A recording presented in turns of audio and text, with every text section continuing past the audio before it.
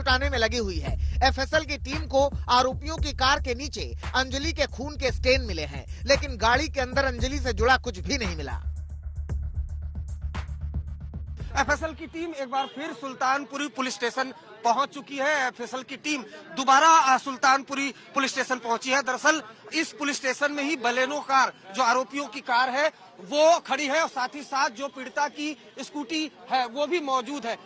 जो एफएसएल की टीम है वो बकायदा इंस्पेक्शन करेगी दोनों ही गाड़ियों की। और आपको बता दूं, जब पहली बार इंस्पेक्शन किया था एफएसएल की टीम ने, उस दौरान सूत्रों के हवाले से जो जानकारी मिली थी, बलेनो कार के निचले हिस्से में ब्लड के स्टेन मिले थे। साथ ही साथ एफएसएल के सूत्रों ने यह भी बताया था कि जो कार है उसके अंदर किसी तरह का ब्लड स्टेन नहीं मिला था।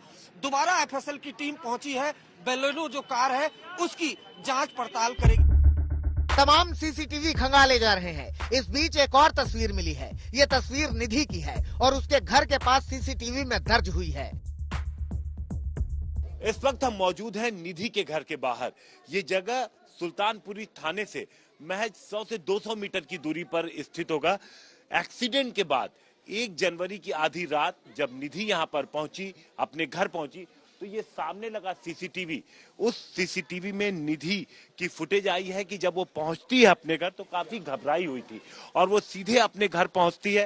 हालांकि इस सीसीटीवी में जो टाइमिंग दिखा रहा है वो तकरीबन रात के 1:36 का दिखा रहा है, लेकिन करीब पौना घंटा ये जो टाइमिंग है उसमें लेट बताया जा रहा है। निधि का पड़ोसी बताता है कि निधि जब लौटी थी उस वक्त वो बिल्कुल घबराई नहीं थी। निधि ने उससे चार्जर मांगा था। घर के बाहर आग जलाकर उपकार लेकर हुक्का भी रखा। ठीक है। तो मैंने देखा 2:30 बजे आई थी वो। पहले उन्होंने अपना मतलब गेट खटखटाया, मम्मी को आवाज मारी, तो उसके मम्मी ने मतलब गेट खोला गेट। तो उन्होंने मेरे से पूछा, निशान तेरे पास सीट अप चार्जर है? तो मैंने कहा हाँ मेरे पास आएगा। तो उन्होंने मेरा फोन चार्जिंग लगा, तो मैंने उसका फोन लगा के चार्जिंग पे लगा दिया। बस मैं लगाकर बाहर ही आया था, इतने में उसके मम्मी ने गेट खोल दिया। तो उन्होंने मेरे को जल्दी मेरा फटाफट फोन ला के दे दिया, कॉल कर लिया। तो फिर मैं उसको, वो घबराई हुई लग रही थी, उसको कोई शरीर पे चोट के निशान थे? हाँ, चोट यहाँ पर लगी हुई थी साइड में, ठीक है, और हाथ का फ्रैक्चर हो जाता है, मोड़ बड़ा जाता है, और पैर पे। और घबराई हुई लग रही थी वो, जल्दबाजी में कुछ ऐसा? नहीं, जल्दबाजी में उसने तौलता अर्जेंट कॉल कर दिया। दिल्ली महिला आयोग की अध्यक्ष मांग कर रही हैं कि आरोपियों को फांसी हो और निधि की जांच की जानी चाहिए।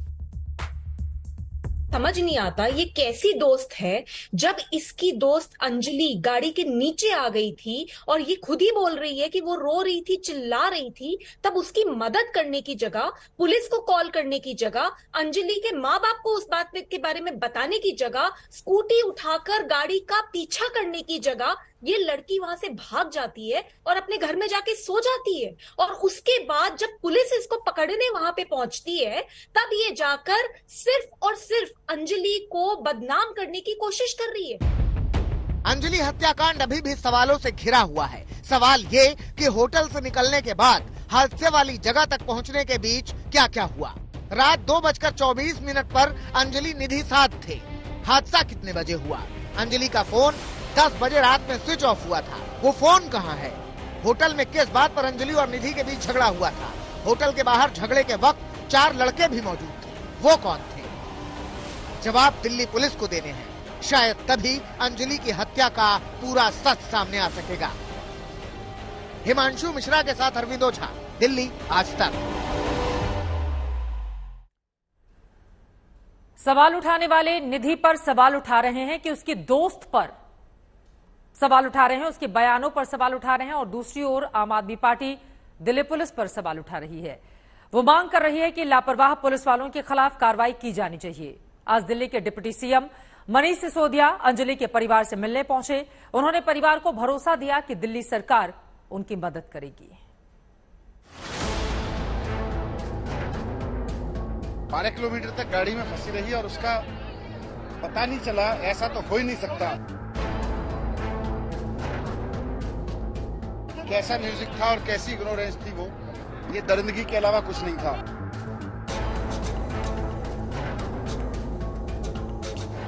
दिल्ली का सबसे बढ़िया क्रिमिनल लॉयर उस लड़की को दिया जाएगा, ताकि अगर पुलिस की कुछ कमियां भी हो तो उस कमियों को जो है हम पार पा सकें। एक तरफ दिल्ली पुलिस अंजलि के केस को सुलझाने के जतन कर रही है, दूसरी ओर अंजलि हत्याकांड पर जमकर सियासत चल रही है। जिस दिन से अंजलि का शव मिला था, उसी दिन से आम आदमी पार्टी ने आवाज उठानी शुरू कर दी थी। पहले उपराज्यपाल के घर के बाहर जोरदार विरोध प्रदर्शन किया था, फिर बीजेपी पर जमकर आरोप लगाए थे। इस कड़ी में आम आदमी पार्टी के नेता और दिल्ली के उप मुख्यमंत्री मनीष सिसोदिया अंजलि के परिवार से मिलने पहुंचे। उन्होंने अंजलि की मां और भाई बहनों से बातें की, कुछ पेपर देखे। बाहर निकले तो उन्होंने बताया कि वो परिवार से मिलकर आए हैं, भरोसा देकर आए हैं कि दिल्ली सरकार परिवार के साथ है। दरिंदगी की ऐसी घटनाएं जिसको देख के अंदर तक हिल जाता है आदमी।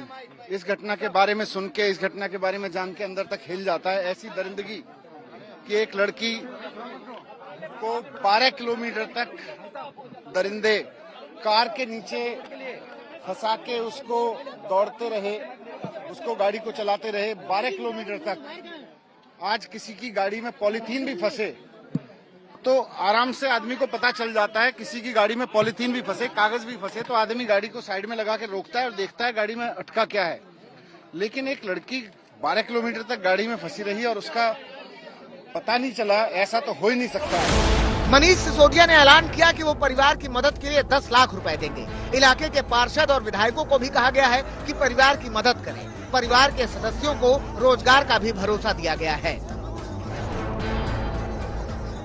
आज मैं परिवार से मिला हूं और बहुत दुखद है। वो लड़की, वो बिटिया अकेला कमाने वाली थी परिवार में। छोटे भाई बहन हैं, बड़े भाई बहन हैं, माँ हैं उसकी बीमार हैं। कल सीएम साहब ने भी माताजी से बात की थी उनकी, और जो भी उनके इलाज में जरूरत पड़ेगी वो सरकार की ओर से पूरा करवाएंगे। उनका डायलिसिस होता है वो सरकार की ओर से लगातार होता रहेगा। सरकार की ओर से जो 10 लाख रुपए इस पॉलिसी के तहत दिया जा सकता है वो सीएम साहब ने मैक्सिमम की घोषणा की है। साथ साथ इनके परिवार की यहाँ मांग थी कि भाई हमारे परिवार में किसी व्यक्ति को तुरंत नौकरी पे भी रखा जाए, तो हमने उनके परिवार से कुछ लोगों के कागज लिए हैं और जल्द से जल्द उनको किसी तरह का रोजगार दिलाने की कोशिश करेंगे। इससे पहले दिल्ली सरकार ने भी ऐलान किया था कि अंजलि के परिवार के एक सदस्य को सरकारी नौकरी दी जाएगी। आम आदमी पार्टी अंजलि के मुद्दे पर केंद्र सरकार को घेर रही है, वो दिल्ली पुलिस को घेर रही है। आम आदमी पार्टी पूछ रही है कि पुलिस की लापरवाही पर क्या एक्शन लिया गया। हिमांशु मिश्रा और अरविंद ओझा के साथ पंकज जैन, दिल्ली आज तक। अंजलि को इंसाफ तक लगातार इस खबर पर आज तक की नजर बनी रहेगी। आगे बढ़ते हुए बात बिहार की कर लेते हैं। बिहार में बढ़ते रोजगार की। बिहार में कुछ या इनके शरीर पर दोबारा पटना पुलिस रोजगार दे देती है। शुभम निराला के साथ रोहित कुमार सिंह, पटना आज तक। उधर यूपी में स्थानीय निकाय चुनाव में ओबीसी आरक्षण वाले मामले पर राज्य सरकार को बड़ी राहत मिली है। सुप्रीम कोर्ट ने हाईकोर्ट के फैसले के एक हिस्से पर फिलहाल रोक लगा दी है, जिसमें हाईकोर्ट ने आदेश दिया था कि 31 जनवरी से पहले निकाय चुनाव कराए जाएं। सुप्रीम कोर्ट ने कहा है कि अगले आदेश तक इस फैसले पर रोक जारी रहेगी। करीब 10 मिनट की संक्षिप्त सुनवाई के बाद सुप्रीम कोर्ट ने जनवरी में ही चुनाव कराने के आदेश पर रोक लगा दी। कोर्ट ने यूपी सरकार की याचिका पर सभी पक्षों को नोटिस भी जारी कर दिया है। 3 हफ्ते के बाद मामले की अगली सुनवाई होगी। सुप्रीम कोर्ट में समाजवादी पार्टी के पिछड़ा वर्ग प्रकोष्ठ माननीय राष्ट्रीय अध्यक्ष श्री अखिलेश यादव जी के निर्देश पे एसएलपी दाखिल की थी, जो उच्च न्यायालय ने कहा था, जिस पॉइंट में कहा था कि बिना आरक्षण के इलेक्शन करा लें, उस पॉइंट को स्टे किया है। उसी पॉइंट का हम लोगों को मांग भी थी, उसको स्टे होना चाहिए। सी पॉइंट को स्टे किया है हाईकोर्ट के उसको, और मैं सर्वोच्च न्यायालय ने पिछड़ों की जो संवैधानिक अधिकार मिला था, जिसको माननीय मुलायम सिंह यादव जी ने नगर पंचायतों में और नगर पालिकाओं में आरक्षण लागू करने का काम किया था, पंचायतों में भी आरक्षण लागू करने का काम किया था, उसकी लड़ाई माननीय अखिलेश यादव जी के नेतृत्व में लगातार लड़ी जा रही थी। और ये समाजवादी पार्टी और पिछड़ों की जीत है कि जो सरकार लगातार ढीला ढवाली करके और सही तथ्य न रख के जो जिस तरीके से माननीय न्यायालय को वहां गुमराह किया, जिसकी वजह से ये डिसीजन सर्वोच्च न्यायालय ने उस पर फैसला दिया है, उसको स्टे करने का काम किया। ये पिछड़ों की जीत है, समाजवादी पार्टी की जीत है जो लड़ाई लड़ रही थी, और ये एसएलपी दाखिल की थी समाजवादी पार्टी ने, और उसमें जो सी पॉइंट के लिए हम लोगों ने स्टे मांगा था उसको स्टे करने का काम किया है। इसलिए ये समाजवादी पार्टी की जीत है। और बीजेपी तो आरक्षण खत्म करना चाहती थी, बीजेपी तो जातिवार जनगणना भी नहीं करा रही। 2022 में सबसे बुरा दौर देखने के बाद देश का एडटेक सेक्टर 2023 में बाउंस बैक करने को तैयार है। इस साल इस सेक्टर ने नई तकनीकी और टूल्स के सहारे एजुकेशन के क्षेत्र में अपनी काबिलियत साबित करने को पूरी तरह से तैयार है। इसके साथ ही यह सेक्टर अब छटनी और कंसोलिडेशन के फेज से भी बाहर निकलने का दम भर रहा है।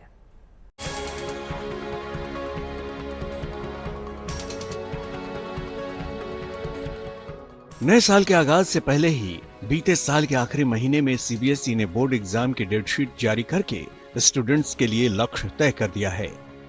इससे अब अगले 3 महीनों तक छात्र छात्राओं के लिए पढ़ाई सबसे महत्वपूर्ण रहने वाली है। स्टूडेंट्स के लिए पढ़ाई के लिए अब कई विकल्प मौजूद हैं। पारंपरिक स्कूलिंग के साथ ही ऑनलाइन एजुकेशन ने भी कोरोना काल में जोर पकड़ा है, लेकिन 2022 में कोरोना की रफ्तार धीमी होने और नियमित स्कूलिंग शुरू होने से एडटेक सेक्टर को तगड़ा झटका लगा है। ऐसे में अब इसके भविष्य को लेकर सवाल उठने लगे हैं।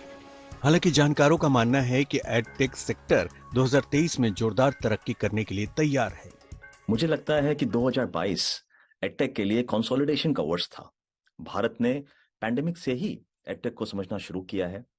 अब लोगों ने इसका पोटेंशियल देख लिया है और संस्थानों ने भी अलग अलग सॉल्यूशंस बना लिए हैं।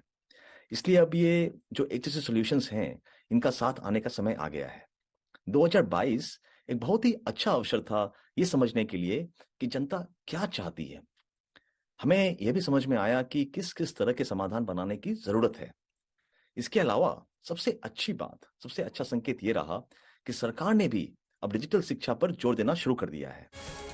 दरअसल भारत में एडटेक सेक्टर के भविष्य को लेकर बड़े दावे इसकी ग्रोथ को देखकर किए जा रहे हैं। 2022 में खराब प्रदर्शन से पहले 2021 में एडटेक सेक्टर को $4.7 अरब का फंड मिला था, जिससे ये सबसे ज्यादा फंडिंग हासिल करने में तीसरा सबसे बड़ा सेक्टर बन गया था। इससे एडटेक सेक्टर इंडस्ट्री का मार्केट साइज $2 अरब बढ़ गया था। अनुमान है कि 2025 तक भारत के एडटेक सेक्टर का साइज $10.4 अरब होगा और इसके 3.7 करोड़ पेड यूजर्स होंगे। वहीं दुनिया में एडटेक सेक्टर का आकार $88 अरब है, जो 2029 तक बढ़कर $320 अरब होने का अनुमान है। ऐसे में 2022 में कई कंपनियों पर ताला लगना और कई में छटनी होना बड़े सवाल खड़ा करता है। लेकिन जानकारों का मानना है कि किसी भी तेज शुरुआत के बाद सेक्टर में कंसोलिडेशन होता है और फिर इंडस्ट्री मैच्योर होती है। इसके बाद उसकी असली ग्रोथ होती है। एडटेक सेक्टर के लिए आगे बढ़ने की एक बड़ी वजह तकनीक का बढ़ता इस्तेमाल भी है। ऐसे में ऑफलाइन और ऑनलाइन एजुकेशन में जो तकनीक और टूल्स का बेहतर इस्तेमाल कर पाएगा, वो भारत की शिक्षा के तरीके का भविष्य तय करेगा। आज तक ब्यूरो।